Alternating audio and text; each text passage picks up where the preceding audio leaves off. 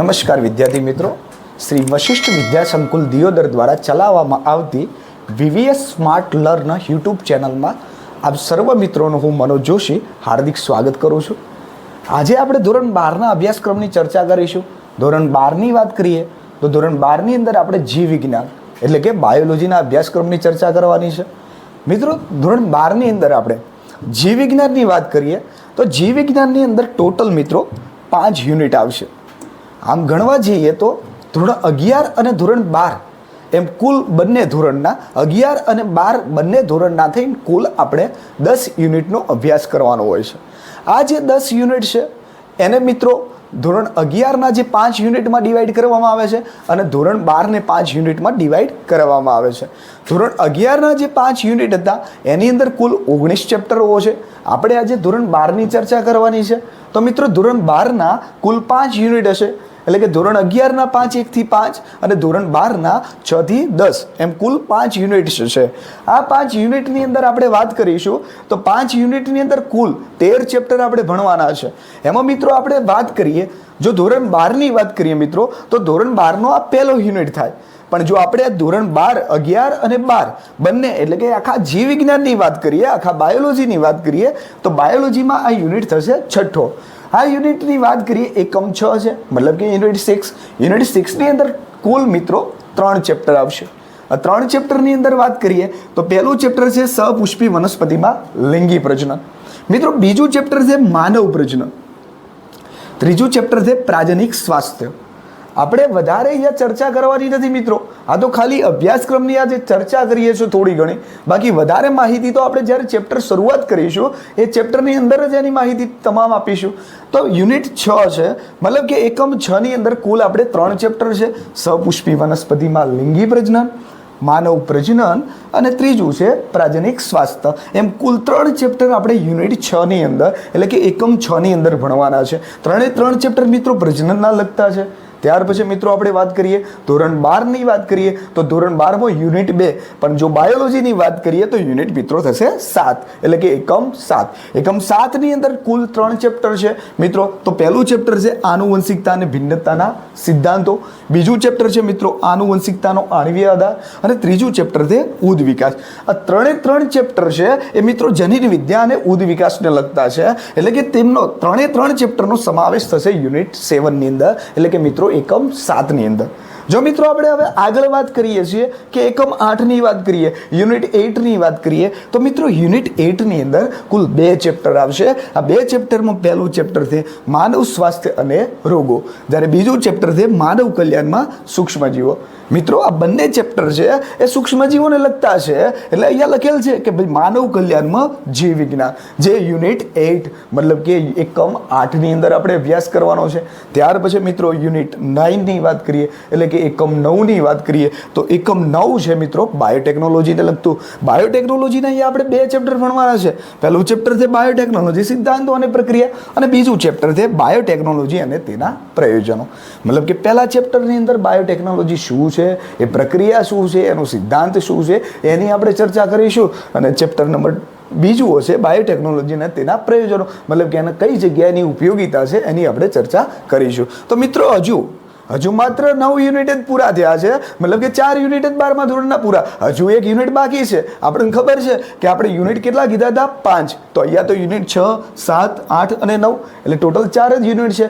4 યુનિટના ચેપ્ટરની વાત કરીએ તો યુનિટના ચેપ્ટર કેટલા થયા? 10. તો મિત્રો હવે આપણે વાત કરીએ આપણા 5મા યુનિટની વાત કરીશું. તો આપણો 5મો યુનિટ છે પરિસ્થિતિ વિદ્યાને લગતો. આ યુનિટની અંદર મિત્રો આપણે ટોટલ 3 ચેપ્ટર ભણવાના છે. પહેલું ચેપ્ટર છે સજીવો અને વસ્તી, બીજું ચેપ્ટર છે નિવસન તંત્ર અને ત્રીજું ચેપ્ટર છે જૈવ વિવિધતા અને સંરક્ષણ. આ 3 ચેપ્ટર મિત્રો પરિસ્થિતિ વિદ્યાને લગતા છે, એટલે અહીંયા લખેલું છે પરિસ્થિતિ વિદ્યા મીન્સ ઇકોલોજી આપણે કહીએ છીએ ને. તો આ એકમ 10ની અંદર આ મિત્રો આપણને ખબર એટલી પડી ગઈ ઇન શોર્ટ કે ધોરણ 12ની અંદર કુલ 5 યુનિટ આવશે. આ 5 યુનિટના કુલ 13 ચેપ્ટરનો આપણે અભ્યાસ કરવાનો થશે. તો આપણે અહીંયા અત્યારે એક ચેપ્ટર લઈએ જેની મદદથી તમને બધાને કંઈક મતલબ કે વધુ જાણકારી મળે છે. અને આપણે દરેક ચેપ્ટરની અંદર જ્યારે શરૂઆત કરીશું ત્યારે એની તમામ યુનિટની માહિતી પણ આપીશું. તો મિત્રો આજે આપણે આ ટોટલ આપણને ખબર છે કે કુલ આપણે ટોટલ કેટલા યુનિટ છે, તો યુનિટ છે 5 અને એના ચેપ્ટર છે કુલ 13. આ કુલ 13 ચેપ્ટરમાંથી આપણે આજે ચેપ્ટરની વાત કરીશું મિત્રો. તો આપણું આજનું જે ચેપ્ટર આજે આપણે ભણવાનું છે એ ચેપ્ટર છે 8, જેનું નામ છે માનવ કલ્યાણમાં સૂક્ષ્મજીવો. તો મિત્રો આજે આપણે ચેપ્ટર નંબર 8ની જ ચર્ચા કરીશું, જેનું નામ શું હશે? માનવ કલ્યાણમાં સૂક્ષ્મજીવો. તો ચલો આપણે હવે ચેપ્ટર નંબર 8 ઉપર જઈએ મિત્રો. 8મા ચેપ્ટરની આપણે આજે શરૂઆત કરીશું. તો એની પહેલાં તો એક માહિતી ઇન્ફોર્મેશનની વાત કરીશું મિત્રો. તો ચેપ્ટર 8 છે, જેનું નામ છે મિત્રો માનવ કલ્યાણમાં સૂક્ષ્મજીવો. મિત્રો ચેપ્ટર નંબર 8 ભણીએ છીએ, ધોરણ 12. ચેપ્ટર નંબર કયું છે? 8, જેનું નામ છે માનવ કલ્યાણમાં સૂક્ષ્મજીવો. હવે મિત્રો ચેપ્ટરની શરૂઆત કરતા હોય, કોઈ પણ આપણે પ્રકરણ ભણતા હોઈએ તો આપણને એ તો ખબર હોય કે પહેલા ઇન્ટ્રોડક્શન. હા, એવું કહેવામાં આવે છે કે introduction is not necessary of the brand. મતલબ કે કોઈ બ્રાન્ડ વસ્તુ છે એની ઇન્ટ્રોડક્શન આપવાની જરૂર નથી. સમજી લો કે બાયોલોજી આપણી બ્રાન્ડ જ છે. બાયોલોજી આપણે ડૉક્ટર બનવા છે તો બાયોલોજી તો જરૂરી જ છે. તો આપણે મિત્રો એ ઇન્ટ્રોડક્શનની વાત કરશું. પહેલા ચેપ્ટર નંબર આપણે ભણીશું 8, જેનું નામ છે માનવ કલ્યાણમાં સૂક્ષ્મજીવો. આ ચેપ્ટરની જ્યારે શરૂઆત કરતા હોય ત્યારે મિત્રો આપણને અમુક વસ્તુ, જેમ કે આપણે કોઈ પ્રયોગ કરતા હોય તો પ્રયોગની અંદર આપણે કેટલા સાધનો જોશે એની આપણને ખબર છે કે આપણે ચર્ચા પહેલાં આપણને ખબર જ હોવો જોઈએ. આપણે લખીએ છીએ સાધન સામગ્રી, પહેલાં પછી હેતુ લખીએ છીએ. એમ મિત્રો ચેપ્ટરની શરૂઆત કરતા હોય તો પહેલું ભણવાનું આવે છે આપણે પ્રસ્તાવના. મતલબ કે ચેપ્ટરનું નામ છે માનવ કલ્યાણમાં સૂક્ષ્મજીવો. તો આ સૂક્ષ્મજીવો કેવા હશે, સૂક્ષ્મજીવો ક્યાં વસવાટ કરતા હશે, આમ ટોટલ ઇન્ફોર્મેશન આપણે શેની ભણવાની છે? સૂક્ષ્મજીવોની. ત્યાર પછી મિત્રો આપણે વાત કરીશું કે આ ચેપ્ટરની અંદર કુલ આપણે 6 ટોપિક ભણવાના છે અને આ 6 ટોપિકની આપણે ચર્ચા કરવાની છે. તો પહેલો ટોપિક આપણો આવશે ઘરગથ્થુ ઉત્પાદનોમાં સૂક્ષ્મજીવો. એટલે કે મિત્રો રોજિંદા જીવનની અંદર આપણને સૂક્ષ્મજીવોના શું લાભ થાય છે એની આપણે ચર્ચા કરીશું. ઘરગથ્થુ ઉત્પાદનોમાં સૂક્ષ્મજીવો. એના પછીનો મિત્રો ટોપિક છે ઔદ્યોગિક ઉત્પાદનોમાં સૂક્ષ્મજીવો. ઔદ્યોગિક ઉત્પાદનોમાં સૂક્ષ્મજીવોની વાત કરીએ મિત્રો તો ઔદ્યોગિક ઉત્પાદન મતલબ કે સૂક્ષ્મજીવોની મદદથી આપણે કંઈક વસ્તુઓ બનાવવાની છે. અહીંયા આપણે મિત્રો ચેપ્ટરની શરૂઆત કરીશું. એટલે ચેપ્ટરની અંદર આપણે ઔદ્યોગિક ઉત્પાદનમાં સૂક્ષ્મજીવોની કહીશું કે ભાઈ પીણા તરીકે ઉપયોગી થાય છે.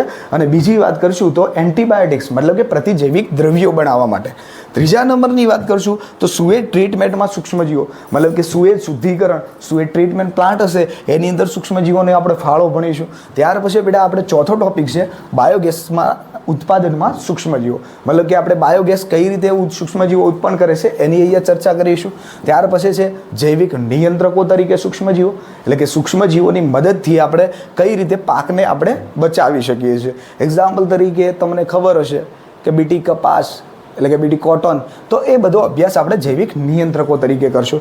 ત્યાર પછી મિત્રો જૈવિક ખાતરો તરીકે સૂક્ષ્મજીવો. તો જૈવિક ખાતરોની અંદર આપણે અહીંયા ચર્ચા કરીશું કે કયા સૂક્ષ્મજીવો છે જેનો ઉપયોગ જૈવિક ખાતરો તરીકે થાય છે. હવે મિત્રો આપણે પહેલી તો વાત કરીએ છીએ જ્યારે ચેપ્ટરની શરૂઆત કરીએ એટલે આપણે પહેલું જ કીધું છે કે કઈ શું વાત કરી? ઇન્ટ્રોડક્શન મીન્સ પ્રસ્તાવના. તો આપણે પ્રસ્તાવનાની મિત્રો વાત કરીએ કે ભાઈ પ્રસ્તાવનાની અંદર આપણે ટોટલ શું ભણવાનું છે, મતલબ કે શું માહિતી આપેલી છે. તો આપણે પ્રસ્તાવનાની વાત કરીએ મિત્રો તો પ્રસ્તાવનાની અંદર આપણે જોઈશું કે ભાઈ સૂક્ષ્મજીવો. આપણે ચેપ્ટરની વાત કરી તો ચેપ્ટરનું નામ આપણને યાદ જ છે કે માનવ કલ્યાણમાં સૂક્ષ્મજીવો.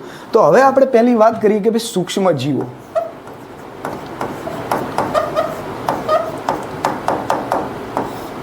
મિત્રો સૂક્ષ્મજીવોની વાત કરીએ તો ધોરણ 11ની અંદર ચેપ્ટર નંબર 2 યુનિટ 1 હતો.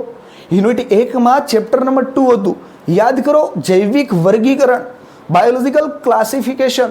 ચેપ્ટર નંબર 2 હતું જૈવિક વર્ગીકરણ.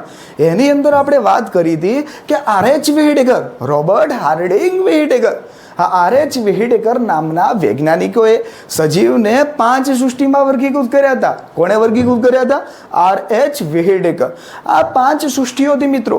એમાં પહેલી સૃષ્ટિ હતી આપણને ખબર છે કે મોનેરા, બીજી પ્રોટિસ્ટા, ત્રીજી ફૂગ, ચોથી વનસ્પતિ સૃષ્ટિ અને પાંચમી સૃષ્ટિ હતી પ્રાણી સૃષ્ટિ. તો મિત્રો આપણને ખબર છે ચેપ્ટર નંબર 2 જૈવિક વર્ગીકરણ. તો ચેપ્ટર નંબર 2 ની અંદર જૈવિક વર્ગીકરણની અંદર આપણે જે પણ અભ્યાસ કર્યો હતો એ બધો જ અભ્યાસ આપણે સૂક્ષ્મજીવોનો કર્યો હતો. તમને યાદ જ છે કે પ્રજીવોની વાત કરી હતી, ફૂગની વાત કરી હતી, બેક્ટેરિયાની વાત કરી હતી, વિરોઇડ્સની વાત કરી હતી, પ્રાયોન્સની વાત કરી હતી. તો મિત્રો એ બધાનો જ સમાવેશ શેમાં થાય છે? સૂક્ષ્મજીવોમાં. સામાન્ય રીતે બેટા અત્યારે આપણે ચર્ચા કરીએ છીએ ચેપ્ટર નંબર 8 છે આપણું, અને ચેપ્ટર નંબર આપણે 8ની વાત કરીએ અને એ આપણું ધોરણ 12 છે. તો ધોરણ 12ની અંદર કંઈક અલગ જ હશે, અને એ અલગની અંદર આપણે વાત કરશું કે કંઈક અલગ છે. તો એ અલગ શું છે એનો તો આપણે અત્યારે અભ્યાસ કરવાનો છે.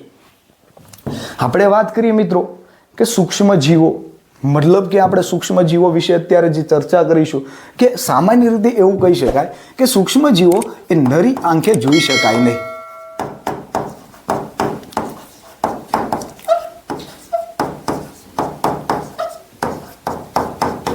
મતલબ કે મિત્રો નરી આંખે નથી જોઈ શકાતા. તો સૂક્ષ્મજીવોને જોવા માટે આપણે શેની જરૂર પડશે? સૂક્ષ્મદર્શક યંત્રો.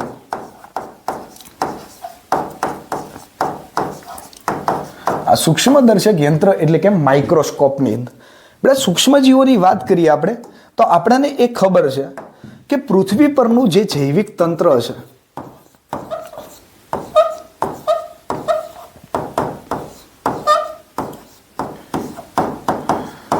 આ પૃથ્વી પરના જૈવિક તંત્રના મુખ્ય બેટા આપણને ખબર છે કે ભાઈ 3 ઘટકો છે. પૃથ્વીના જૈવિક તંત્રના મુખ્ય બેટા કેટલા ઘટકો છે? તો આપણને ખબર છે કે ભાઈ 3 ઘટકો છે. 3 ઘટકોની વાત કરીએ તો મિત્રો કયા 3 ઘટકો? તો પહેલું ઘટક છે જેને આપણે કહીશું સૂક્ષ્મજીવો. બીજું ઘટક છે જેને આપણે કહીશું વનસ્પતિ. ત્રીજું ઘટક છે જેને આપણે કહીશું પ્રાણીઓ. સૂક્ષ્મજીવોની વાત કરીશું આપણે. સૂક્ષ્મજીવો તો સામાન્ય રીતે સૂક્ષ્મજીવોની આપણને ખબર છે કે ભાઈ એ નાના કદના હોય છે. સૂક્ષ્મ એટલે કે નાના કદના છે એટલે તો એને સૂક્ષ્મજીવ કહીએ છીએ. સૂક્ષ્મજીવ કેવા કદના હશે મિત્રો? તો કે ભાઈ નાના કદના હશે. જ્યારે વનસ્પતિ અને પ્રાણીઓની વાત કરીએ તો એમનું કદ મોટું હોય છે. મતલબ કે આપણે એવું કહી શકીએ કે ભાઈ એ મોટા કદના સજીવો છે. મિત્રો બાયોલોજીની અંદર આ નાના કદના સજીવો માટે અહીંયા આપણી બુકની અંદર એક શબ્દ આપેલો છે એનસીઈઆરટી બુકની અંદર કે ભાઈ સૂક્ષ્મદર્શી ઘટકો. કેવા ઘટકો કીધેલા છે? સૂક્ષ્મદર્શી ઘટકો. જ્યારે મોટા કદના સજીવો માટે એક શબ્દ આપેલો છે જેને આપણે વાત કરીએ તો એ છે બૃહદદર્શી ઘટકો. તો પૃથ્વી પરના જૈવિક તંત્ર છે, આ જૈવિક તંત્રના મુખ્ય 3 ઘટકો હતા. પહેલું ઘટક છે સૂક્ષ્મજીવો, બીજું ઘટક છે વનસ્પતિ અને ત્રીજું ઘટક છે પ્રાણીઓ. જેની અંદર સૂક્ષ્મજીવો છે એ નાના કદના છે, મતલબ કે એ સૂક્ષ્મદર્શી ઘટકોમાં સમાવેશ પામે છે. વનસ્પતિ અને પ્રાણીઓની વાત કરીએ તો એ મોટા કદના છે, એટલે કે એમનો સમાવેશ બૃહદદર્શી ઘટકોમાં થાય છે. આપણે વધારે ચર્ચા અહીંયા આ જ બંને ચેપ્ટરની તો ધોરણ 11માં આપણે ચર્ચા ઓલરેડી આખું ચેપ્ટર ભણીને આવ્યા છો. તો આપણે વધારે અત્યારે ચર્ચા કરીશું સૂક્ષ્મજીવોની. તો મિત્રો હવે સૂક્ષ્મજીવો વિશે આપણે થોડી વધારે જાણકારી મેળવીએ કે સૂક્ષ્મજીવોની ઉપયોગિતા શું છે, એમના રહેઠાણ શું છે, સૂક્ષ્મજીવોમાં કોનો સમાવેશ થાય છે.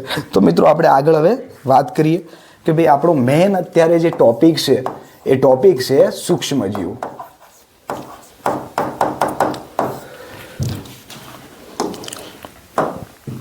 તો સૂક્ષ્મજીવોની વાત કરીએ કે પહેલું તો એક ભણીએ આપણે બેટા કે સૂક્ષ્મજીવો છે તો સૂક્ષ્મજીવોની અંદર કયા જીવોનો સમાવેશ થાય.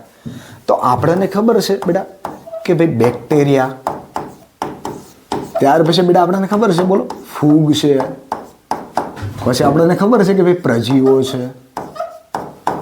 આ સિવાય પણ તમને ખબર જ છે ચેપ્ટર નંબર 2 જૈવિક વર્ગીકરણ યાદ કરો કે ભાઈ વિરોઇડ્સ છે, પ્રાયોન્સ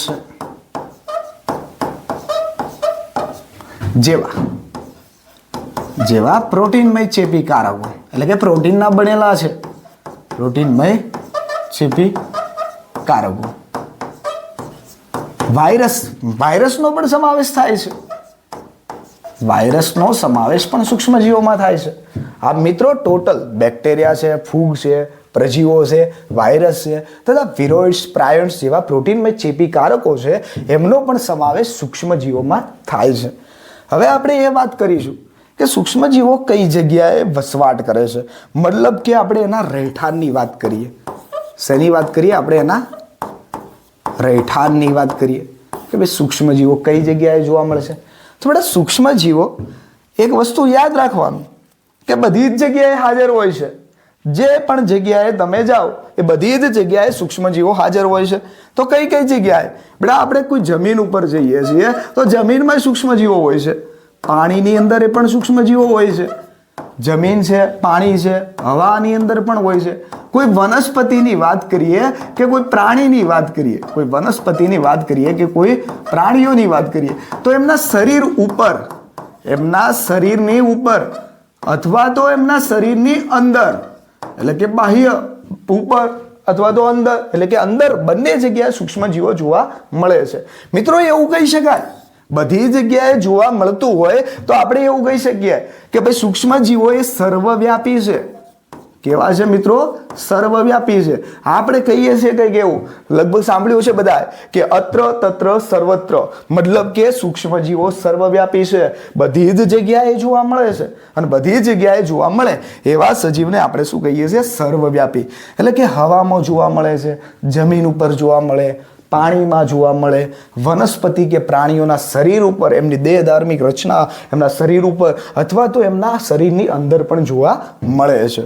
હવે મિત્રો આપણે સૂક્ષ્મજીવોના જો વસવાટની વાત કરીએ તો એવી જગ્યાએ પણ જોવા મળે છે, એવી જગ્યાએ પણ જોવા મળે છે કે જ્યાં અન્ય કોઈ સજીવ, એવી જગ્યાએ પણ જોવા મળે છે કે જ્યાં અન્ય કોઈ સજીવ જોવા મળતું નથી. અન્ય સજીવ જોવા મળતા નથી. મિત્રો સમજણ પડે છે કે નથી પડતી? આપણે ખબર છે કે ભાઈ સૂક્ષ્મજીવો છે એ એવી જગ્યાએ પણ જોવા મળશે કે જે અન્ય, એ જગ્યા ઉપર અન્ય સજીવ જોવા મળતા નથી. તો અન્ય સજીવ ન જોવા મળે એવી આપણે કોઈ જગ્યાની જો ચર્ચા કરીએ તો સામાન્ય રીતે બેટા આપણને ખબર છે કે ભાઈ કોઈ સિમ્પલી આપણે ઉદાહરણની વાત કરીએ કે ભાઈ કોઈ 100°C જેટલું ગરમ પાણી છે, કેટલું? 100°C જેટલું ગરમ પાણીના જરામાં, 100°C જેટલા ગરમ પાણીના જરામાં, તો હા 100°C જેટલા ગરમ પાણીના જરામાં પણ સૂક્ષ્મજીવ જોવા મળે છે. તો કયા સૂક્ષ્મજીવો જે 100°C ગરમ પાણીના જરામાં જોવા મળે છે? તો આપણને ખબર છે મિત્રો, જેને આપણે કહીએ છીએ થર્મોફિલસ, અથવા તો આપણે કહીએ છીએ થર્મોફિલ્સ.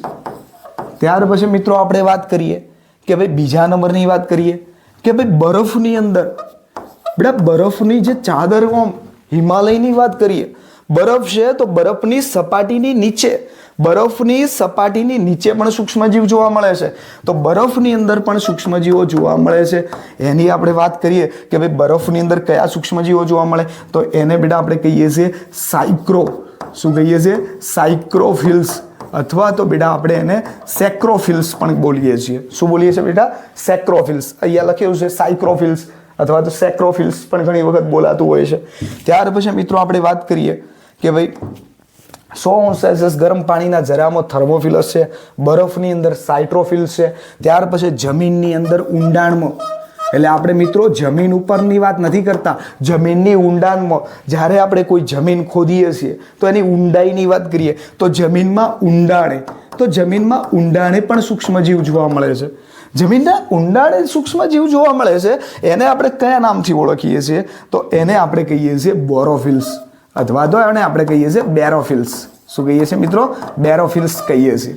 ત્યાર પછી મિત્રો આપણે વાત કરીએ કે ભાઈ ચોથા નંબરની વાત કરશું કે જમીનના ઊંડાણે કીધું તો બેરોફિલ્સ છે. હવે મિત્રો આપણે વાત કરશું કે એસિડિક વાતાવરણની અંદર. તો એસિડિક વાતાવરણની અંદર, કોઈ એસિડિક વાતાવરણ છે તો આ એસિડિક વાતાવરણની અંદર પણ સૂક્ષ્મજીવો જોવા મળે છે. અને એનું આપણે કોઈ ઉદાહરણની વાત કરીએ તો આપણને ખબર છે એસિડોફિલ્સ. તો આપણે અત્યારે વાત કરી મિત્રો કે સૂક્ષ્મજીવો, તો સૂક્ષ્મજીવો વિશે તો આપણે ખબર છે કે ભાઈ નરી આંખે આપણે એને જોઈ શકીએ નહીં, એને જોવા માટે આપણે સૂક્ષ્મદર્શક યંત્રની જરૂરિયાત રહે છે.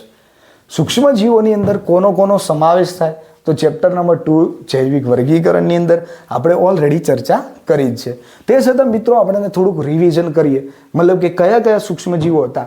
તો કે ભાઈ બેક્ટેરિયા છે, ફૂગ છે, પ્રજીવો છે, વાયરસ છે, વિરોઇડ્સ, પ્રાયન્સ જેવા પ્રોટીનમય ચેપીકારકોની વાત કરીએ, એનો બધાનો જ સમાવેશ સૂક્ષ્મજીવોમાં થાય છે.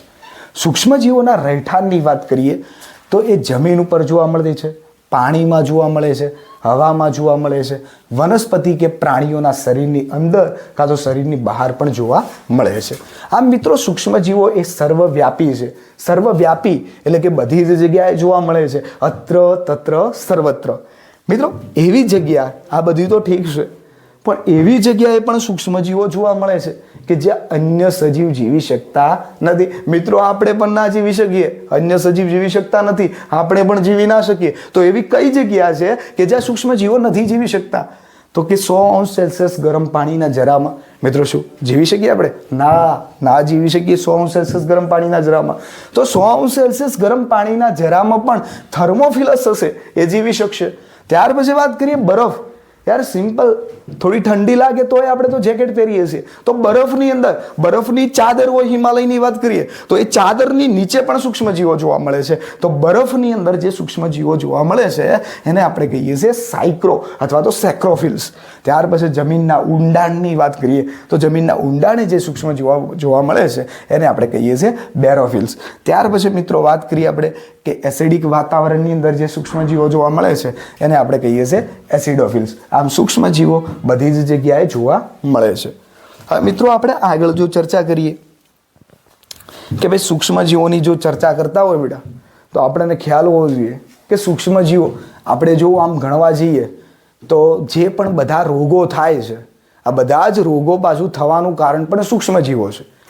તો આમ જ્યારે આપણે આગળનું ચેપ્ટર છે, ચેપ્ટર નંબર 7 માનવ સ્વાસ્થ્ય અને રોગો, તો માનવ સ્વાસ્થ્ય અને રોગો ચેપ્ટરની આપણે જ્યારે ચર્ચા કરીશું એની અંદર આપણે રોગો વિશે ભણીશું. બધા જ રોગો હશે એ સૂક્ષ્મજીવો દ્વારા થતા હશે. તો એ સમયે તો આપણને એક વિલન, મતલબ કે એક વિલન જેવું લાગશે કે સૂક્ષ્મજીવો તો વિલન જ છે. પણ જ્યારે મિત્રો આપણે આ ચેપ્ટરની ચર્ચા કરીશું, આ ચેપ્ટર અત્યારે ભણીએ છીએ એટલે અત્યારે તો આપણા માટે સૂક્ષ્મજીવો હીરો છે. મતલબ કે સૂક્ષ્મજીવો આપણા ઉપયોગી, માનવ કલ્યાણમાં આપણા ઉપયોગમાં વપરાય છે એટલે અત્યારે આપણે એને હીરો તરીકે ગણીએ છીએ. તો મિત્રો સૂક્ષ્મજીવોની અંદર આપણને ઘણી વખત થાય છે કે જ્યારે પેલું ચેપ્ટર ભણતા હોઈએ માનવ સ્વાસ્થ્ય અને રોગો અને આ ચેપ્ટર ભણતા હોઈએ ત્યારે હીરો, પેલું ચેપ્ટર ભણશું ત્યારે કે વિલન. તો આ સૂક્ષ્મજીવોની વાત કરીએ તો સૂક્ષ્મજીવો શું ફાયદાકારક છે કે નુકસાનકારક? ચલો આપણને પ્રશ્ન એ છે કે સૂક્ષ્મજીવો એ ફાયદાકારક છે કે પછી નુકસાનકારક છે? ફાયદાકારક કે નુકસાનકારક? તો મિત્રો આપણને એ પણ ખ્યાલ હોવું જોઈએ કે બધા જ સૂક્ષ્મજીવો ફાયદાકારક ના હોય કે બધા જ સૂક્ષ્મજીવો નુકસાનકારક પણ ના હોય. કેટલાક સૂક્ષ્મજીવો હશે એ ફાયદાકારક હશે તો કેટલાક સૂક્ષ્મજીવો હશે એ નુકસાનકારક. ફાયદાકારકની તો આપણે ચર્ચા આજે કરીશું ચેપ્ટરની અંદર, બધા જ ફાયદા ભણવાના છે. પણ જો નુકસાનકારકની અંદર આપણે થોડી જો ચર્ચા કરીએ, તમને ખાલી એક એક્ઝામ્પલ આપું તો તમને ખબર છે કે ભાઈ એડ્સ થાય છે. તો એડ્સ છે એ HIV વાયરસના લીધે થાય છે. AIDS acquired immunodeficiency syndrome, acquired immunodeficiency syndrome. HIV human immunodeficiency virus, human immunodeficiency virus. તો આ એડ્સ રોગ છે અને કયા વાયરસના લીધે થાય છે તો આપણને ખબર છે કે HIV વાયરસના લીધે થાય છે. આ સિવાય ચેપ્ટર નંબર 2 યાદ કરો યાર, જૈવિક વર્ગીકરણ શું હતું તો આપણને ખબર છે કે તમાકુની અંદર કિરમિર રોગ થતો હતો. તમાકુમાં કયો રોગ થતો હતો? કિરમિર રોગ.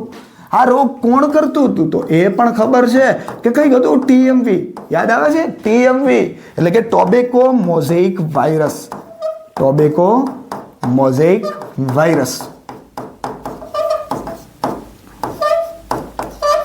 તો આ આપણે નુકસાનની વાત કરી છે કે ભાઈ બધા જ સૂક્ષ્મજીવો. તો મિત્રો અહીંયા નુકસાનની વાત કરી તો એવું સમજી નથી લેવાનું કે બધા જ સૂક્ષ્મજીવો નુકસાનકારક છે કે બધા જ સૂક્ષ્મજીવો ફાયદાકારક. અહીંયા આપણે ચેપ્ટરની ચર્ચા કરીશું તો એ તો ફાયદાકારકની વાત કરીશું. હવે સૂક્ષ્મજીવો તો આપણને ખબર છે કે નરી આંખે તો જોઈ શકાય નહીં, તો આપણે એનો અભ્યાસ કરવો હોય તો આપણે એક સંવર્ધન માધ્યમ લેવું પડે. આ સંવર્ધન માધ્યમ એક પેટ્રી ડીશમાં આપણે લઈશું, મતલબ કે એક ડીશ હશે, એક ડીશની અંદર આપણે આ સંવર્ધન માધ્યમ લઈશું. એક કાચની ડીશ હશે, એ કાચની ડીશની અંદર આપણે આ સંવર્ધન માધ્યમ લઈ અને જો આપણે કોઈ બેક્ટેરિયા કે બેટા આપણે કોઈ ફૂગ લઈએ, બેક્ટેરિયા લઈએ અથવા તો ફૂગ લઈએ, તો આપણને ખબર છે કે સંવર્ધન માધ્યમ છે, બેક્ટેરિયા અને ફૂગ છે. તો બેક્ટેરિયા અને ફૂગ બંને સંવર્ધન માધ્યમની અંદર શું પામશે? એક ગુણન પામશે અને ગુણન પામી પોતાની વસાહત બનાવશે, એટલે કે કોલોની બનાવશે. આ જે વસાહત બને છે, પોતાની જે કોલોની બને છે, એ કોલોનીના આધારે, આ વસાહતના આધારે આપણે એને સૂક્ષ્મદર્શક યંત્રોની અંદર તો આપણે આ જે સૂક્ષ્મજીવો એકલા હશે તો જોઈ શકશું, પણ આ વસાહત હશે, આ વસાહતને આપણે નરી આંખે જોઈ શકીશું. વસાહત એટલે શું? વસાહત એટલે એક વસ્તી જ કહીએ, જે આપણે કહીએ કે ભાઈ બધા લોકો ભેગા થાય એક વસ્તી બનાવે છે. તો અહીંયા સૂક્ષ્મજીવો છે, બેક્ટેરિયા કે ફૂગની વાત કરીએ, એને આપણે કોઈ સંવર્ધન માધ્યમની અંદર ઉછેર કરીએ છીએ તો એ પોતાને ગુણન પામી, બેક્ટેરિયા કે ફૂગ એ વસાહત બનાવે છે. આ વસાહતને આપણે નરી આંખે જોઈ શકીએ છીએ, અને નરી આંખે જોઈ શકીએ એટલે જ મિત્રો આપણે સૂક્ષ્મજીવોનો શું કરી શકીએ? અભ્યાસ કરી શકીએ. તો હવે આપણને કેટલાક ઉદાહરણ આપેલા છે, કેટલાક આપણને અહીંયા આકૃતિમાં આપણે જોઈએ તો મિત્રો કે ભાઈ એક્ઝામ્પલની વાત કરીશું આપણે કે કયા સૂક્ષ્મજીવો આપેલા છે. તો આપણને અહીંયા આકૃતિની અંદર તમને બધાને દેખાય જ છે, અને આ તમારી એનસીઈઆરટી બુકનો જ ફોટો છે. કદાચ દેખાતું નથી અહીંયા ક્લિયર, તો પછી બુકની અંદર તમારે બુક જોડે જ રાખવાની છે, બુકની અંદર જોવાનું જ છે કે ભાઈ પહેલી આકૃતિ આપણને આપેલી છે, તો આપણને ખબર હોવી જોઈએ કે આ આકૃતિ આપણે સૂક્ષ્મદર્શક યંત્રની અંદર કોઈ સ્લાઇડ હોય તો એ સ્લાઇડ બનાવેલી છે. આ સ્લાઇડની અંદર આપણે જો વાત કરીએ તો આપણે પહેલું તો જે આપણને બેક્ટેરિયા છે મિત્રો, દંડાકાર દેખાય છે, આપણે જોઈએ ને થોડું કે ભાઈ કેવું દેખાય છે, તો દંડાકાર. તો આ જે દંડાકાર જે આપણને બેક્ટેરિયા દેખાય છે, આ દંડાકાર બેક્ટેરિયાનું આપણને બેસિલસ આપણે કહીએ છીએ, આપણને ખ્યાલ છે કે ભાઈ દંડાકાર, એના માટે આપણે બેસિલસ શબ્દ વાપરીએ છીએ. બીજા નંબરમાં આપણે વાત કરીએ તો આ પણ બેક્ટેરિયા છે, ગોળાકાર છે, ગોળાનું કહીએ, આપણે ખબર છે કે એક હશે કોકસ કહીશું, પણ જો ઘણા બધા હોય તો એને કોકેન કહીએ છીએ ઘણી વાર. ત્યાર પછી મિત્રો આપણને અહીંયા પહેલી આકૃતિ જે આપેલી છે એ અહીંયા પણ લખેલું છે કે દંડાકાર બેક્ટેરિયા છે. બીજી આકૃતિ બી આપેલ છે, એ ગોળાનું છે, મતલબ કે ગોળાકાર બેક્ટેરિયા છે. ત્રીજી આકૃતિ આપણને આપેલી છે મિત્રો, તો એ પણ બેક્ટેરિયાની જ આપેલી છે. અહીંયા કશા આપણને દેખાય છે, અને બેક્ટેરિયાની વાત કરીએ તો એ છે દંડાકાર બેક્ટેરિયા. તો ત્રણે ત્રણ આકૃતિની અંદર આપણે વાત કરીએ તો ત્રણે ત્રણ આકૃતિ આપણને બેક્ટેરિયાની આપેલ છે. પહેલી આપણને આપેલ છે દંડાકાર, બીજી ગોળાનું, અને ત્રીજી આપણને આપેલી છે કે ભાઈ કશાધારી દંડાકાર બેક્ટેરિયા. ત્યાર પછી સાઈડમાં બીજી આપણે જોઈએ મિત્રો, તો પહેલી આકૃતિ આપણે ધોરણ 11ની અંદર જૈવિક વર્ગીકરણની અંદર બેક્ટેરિયોફેઝની વાત કરી હતી. તો બેક્ટેરિયોફેઝમાં આવી જ સેમ આકૃતિ આપેલી હતી. તો આ આકૃતિ છે બેક્ટેરિયોફેઝની. મિત્રો આ બીજી આકૃતિની જો આપણે વાત કરીએ તો બીજી આકૃતિ આપણને કંઈક અલગ લાગે છે. અલગ જ છે એટલે જ અલગ લાગવાની છે, કારણ કે બીજી આકૃતિ હજુ સુધી આપણે જો ભણ્યા નથી. તો બીજી આકૃતિ છે મિત્રો એડિનો વાયરસની. શેની આકૃતિ છે મિત્રો? એડિનો વાયરસની આકૃતિ આપણને આપેલી છે. બીજા નંબરની અંદર જો આપણે આકૃતિની વાત કરશું તો બીજી આકૃતિ આપણને શેની આપેલી છે? એડિનો વાયરસ. આ એડિનો વાયરસની વાત કરીએ તો એ આપણા શ્વસન તંત્રની અંદર અસર કરે છે, મતલબ કે શ્વસન તંત્રને ચેપ કરે છે. આ બી આકૃતિ છે, આ મિત્રો ધ્યાનથી જોજો, આકૃતિ બી છે એડિનો વાયરસની, જે આપણા શ્વસન તંત્રને ચેપ કરે છે. મિત્રો આ પ્રશ્ન છે એ ગુજકેટની અંદર પૂછાયેલો છે. આવનારી જે નીટની એક્ઝામ આવશે એની અંદર પણ પૂછાઈ શકે છે. તો આપણે આને ધ્યાનથી જોઈશું કે પહેલી આકૃતિ આપણને આપેલી છે એ આકૃતિ છે બેક્ટેરિયોફેઝની, બીજી આકૃતિ આપણને આપેલી છે એ છે એડિનો વાયરસની. અને આ જે એડિનો વાયરસ છે એ શ્વસન તંત્રને ચેપ કરે છે, મતલબ કે આપણને શ્વસન સંબંધિત કોઈ પણ રોગ થશે.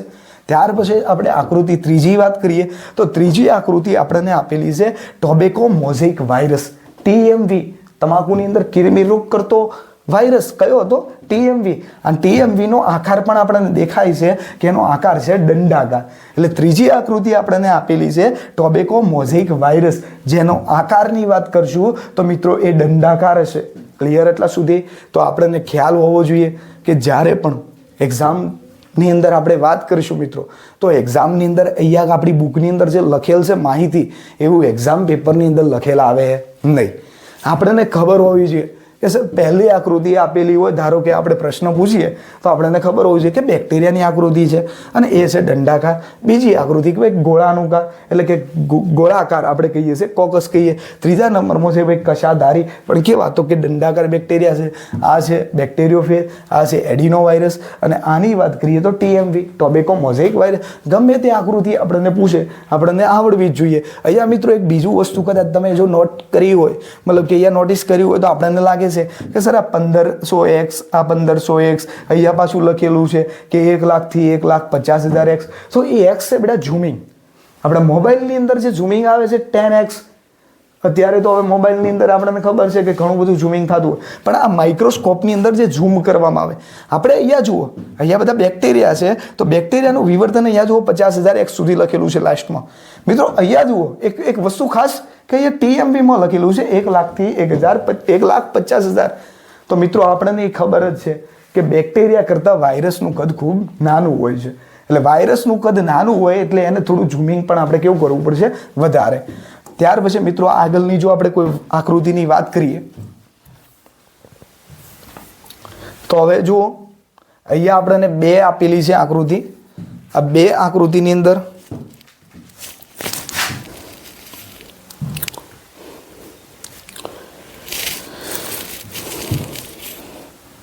કે ભાઈ પહેલી આકૃતિની અંદર આપણે વાત કરશું તો મિત્રો આ જે આપણને એક વસાહત આપણે અહીંયા જોવા મળે છે બંને આકૃતિમાં. જુઓ મિત્રો, A અને B બંનેની અંદર તો પહેલી આપણને જે આકૃતિ એક પેટ્રી ડીશ આપેલી છે, મતલબ કે એક કાચની ડીશ આપેલ છે, એની અંદર સંવર્ધિત માધ્યમ રાખ્યું છે. આ સંવર્ધિત માધ્યમની અંદર આપણને ખબર છે કે અહીંયા કઈ જ વસાહત શેની મળે છે, તો બેક્ટેરિયાની વસાહત છે.